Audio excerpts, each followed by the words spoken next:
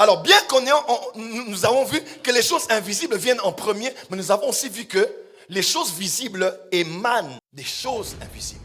Les invisibles viennent en premier, les visibles en deuxième, mais on voit que les choses visibles ont été tirées. En d'autres termes, il y a ce qu'on appelle la loi de la bipolarité. C'est-à-dire, toute chose qui est visible a une correspondance sur le plan invisible. Il y a une Jérusalem terrestre, il y a une Jérusalem céleste. Il y avait Éden dans le jardin d'Éden, il y avait aussi Adam dans l'autre dimension.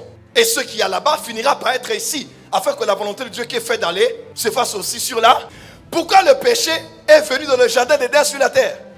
À cause de la loi de la bipolarité, puisque le péché avait eu lieu d'abord dans le jardin d'Éden, dans le monde spirituel, lorsque l'iniquité fut trouvée en lui, il a été mis à côté de ce jardin dans lequel il marchait au milieu des pierres étincelantes.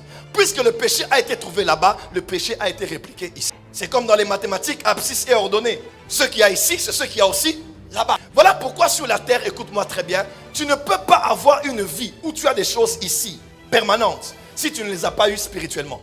Dans la vie, ne te bats pas pour posséder des choses physiquement si tu ne les as pas possédées spirituellement. Celui qui les a eues physiquement, sans les avoir spirituellement, il les perdra. Et il ne pourra pas les léguer en héritage aux prochaines générations. Mais celui qui les a déjà eues spirituellement, encore un peu de temps, ce qui est invisible deviendra visible.